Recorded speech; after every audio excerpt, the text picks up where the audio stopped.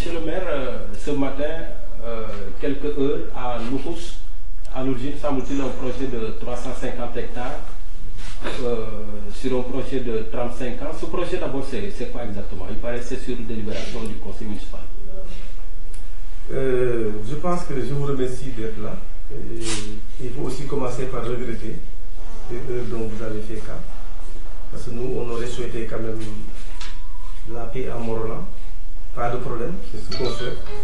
Mais malheureusement, dans la vie de l'être humain, c'est normal parfois qu'il y ait des conflits. Voilà, mais ce n'est pas la fin du monde. Voilà, ça permet quand même de réfléchir et d'avancer. Voilà, comme vous venez de le dire, nous sommes dans une commune où depuis quelques années, pour ne pas dire des dizaines d'années, il ne pleut plus. Voilà, donc comme cette année, à Morolan, les gens n'ont rien récolté. Voilà, donc ça fait des années, voilà, on vit comme ça, dans la pauvreté. Voilà, donc si vous regardez aussi, il y a des champs qui sont là-bas. Il y a des champs qui ne sont pas cultivés depuis 40 ans. En tout cas, au moins 90% des champs ne sont pas cultivés depuis 20 ans, 30 ans. C'est dû donc, à la sécheresse. Voilà, les gens cultivent, mais après ils ne récoltent rien. Finalement, les gens se sont découragés. Il y en a qui sont partis à Dakar. Voilà. Donc, avec cette pauvreté, voilà, qui endémique, qui est là depuis longtemps, on a dit, mais est-ce qu'on ne doit pas réfléchir à exploiter ces terres qui sont laissées comme ça? Donc, c'est comme ça que un inspecteur de police à la retraite, qui est à Dakar, hein, il est allé à Dias, il est ami au maire de Dias. C'est de là-bas qu'il a découvert un projet. Il est venu à Morolan et finalement, de fil en aiguille, les femmes de Morolan quittaient Morolan pour aller faire la cueillette à Dias. Voilà, après les gens se sont dit, mais pourquoi ne pas mettre le projet ici? Nous avons la terre, nous avons l'eau. Les femmes quittaient 5 h du matin pour venir à 22 h la nuit. Ça ne pouvait pas continuer. C'est comme ça que les gens se sont dit, consensuellement, parce qu'il y a eu plusieurs rencontres dans les villages, et même ceux-là même qui disent non aujourd'hui, ils avaient donné leur accord hier. En tout cas, parmi eux, beaucoup avaient donné leur accord. Et quand vous donnez votre accord, le conseil municipal a délibéré parce qu'il y avait le côté de la légitimité qui était réglé. Comme la légitimité était réglée, nous avons réglé le côté légalité. C'est pourquoi nous avons délibéré donc pour ce projet. Après plusieurs mois, 6 mois, 1 an, on a négocié ce projet-là. Et le projet, en termes plus concrets, c'est quoi exactement? C'est un projet agricole, mais agricole avec grand A. Parce qu'ils vont faire, dans ce site, il y aura le volet maraîchage, il y aura le volet arboriculture, il y aura le volet élevage, il y aura au moins 800 têtes de bovins. Et c'est un projet qui va embaucher au moins 2000 personnes. Voilà. Donc au moment où nous parlons, rien que dans les tests, il y a 70, près de 100 personnes qui sont essentiellement les jeunes de Morolan qui travaillent dans ce projet. Voilà, moi je pense que le projet, on ne l'a pas fait pour prendre des champs des gens. Et si on a limité le truc dans le temps, c'est pour permettre à l'investisseur de rentrer dans ces fonds.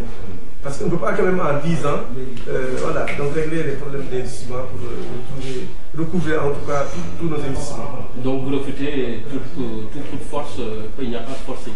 Non, il n'y a pas eu de forcing. Il n'y a pas eu de forcing du tout.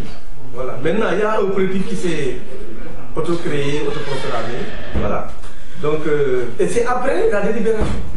Voilà. Donc si les gens s'étaient opposés peut-être mal, parce que ce n'est pas le premier projet à Morolan. Il y a eu plusieurs projets. Et à chaque fois, les populations disaient on n'en avait pas besoin, on disait il n'y a pas de problème, on arrêtait. Mais cette fois-ci, quand je suis allé à Ndiago, le chef de village de Ndiago, et j'aurais souhaité que vous mettez ça dans la télévision. Le chef de village de Ndiago a dit vous pouvez, comme moi je n'étais pas d'accord, mais comme la majorité est d'accord, parce qu'il n'y avait que 2 personnes qui n'étaient pas d'accord, il a dit donc vous pouvez commencer demain. À Loukous, même chose. À Fouloum, même chose. Et c'est essentiellement les villages qui appliquent le projet. Eux, ils ont donné leur feu vert. Nous, on a délibéré dans la légalité, vraiment sans aucune contrainte, on a délibéré pour que ce projet s'installe pour lutter contre la famine, j'allais dire, à Morolan. Parce qu'aujourd'hui, quoi qu'on dise, le projet a beaucoup fait déjà.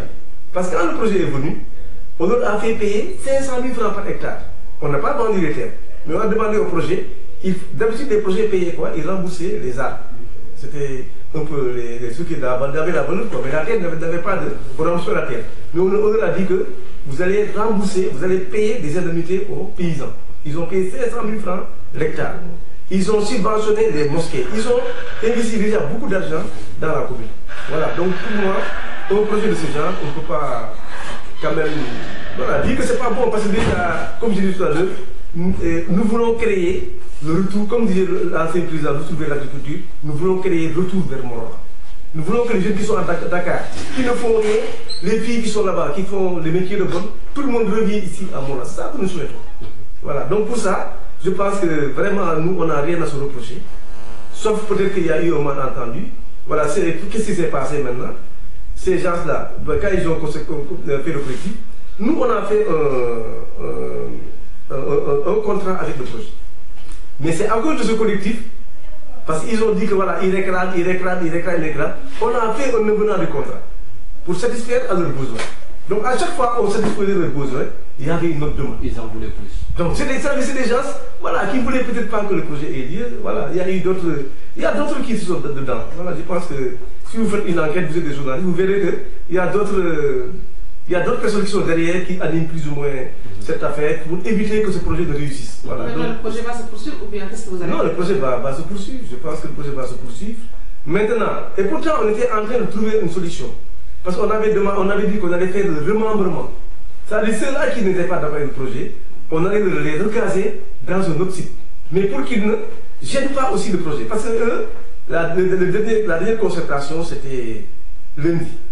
Quand ils sont allés sur le site, pareil qu'ils ont demandé, ils voulaient être à côté du forage. Alors que ce n'est pas possible.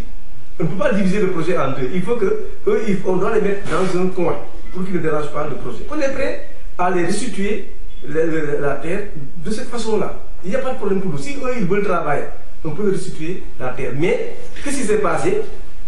Après l'hivernage, les gens-là, ils ont récolté et ils étaient en train, pendant la saison sèche, de replanter des citronniers. Tout à fait.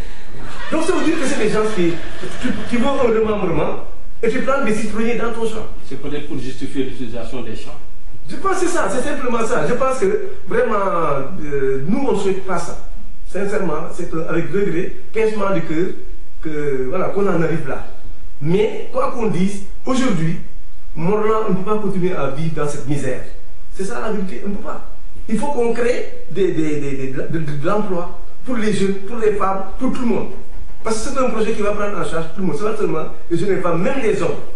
Donc au niveau du projet aujourd'hui, vous verrez qu'il y a des gens qui travaillent dans les usines de Lam, mais qui conduisent des engins qui, originaires de Morolan, ils sont reconnus.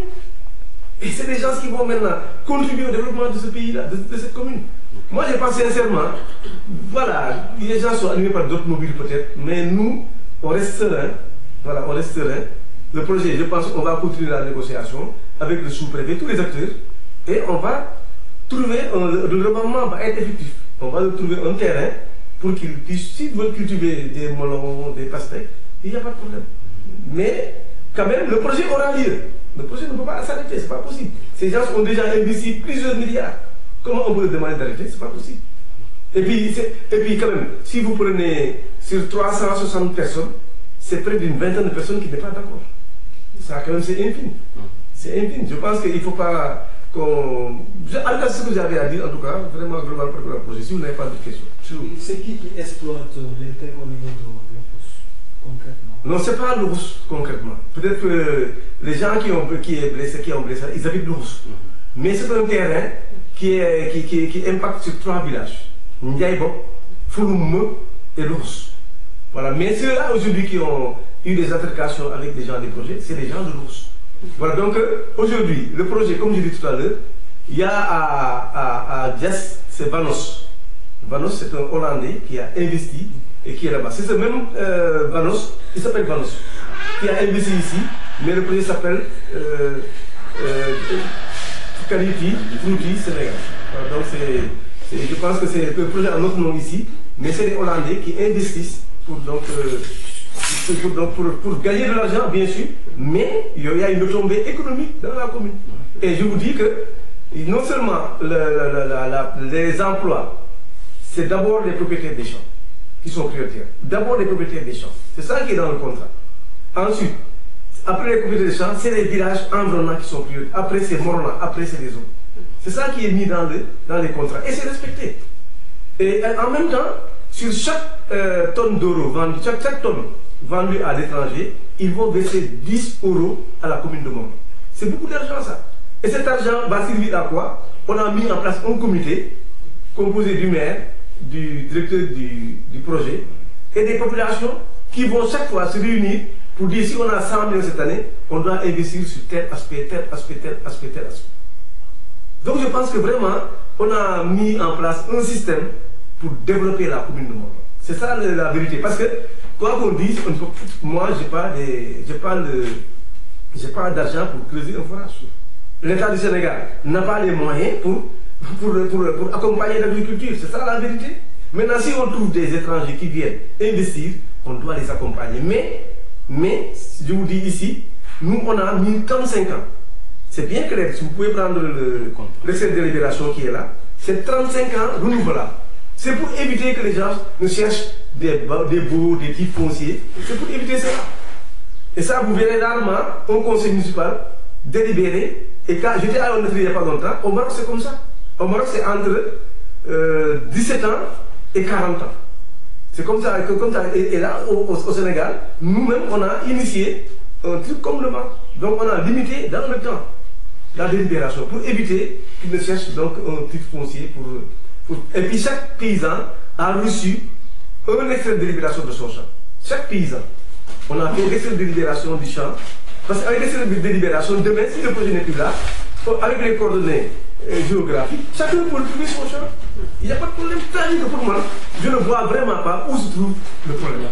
Il n'y a pas de quoi. Vraiment, faut être. Parce que pour moi, actuellement, ce sont les enfants de mon âge qui vont travailler, qui vont gagner leur vie. Voilà, je pense que ça. C'est ça le projet. Si vous voyez le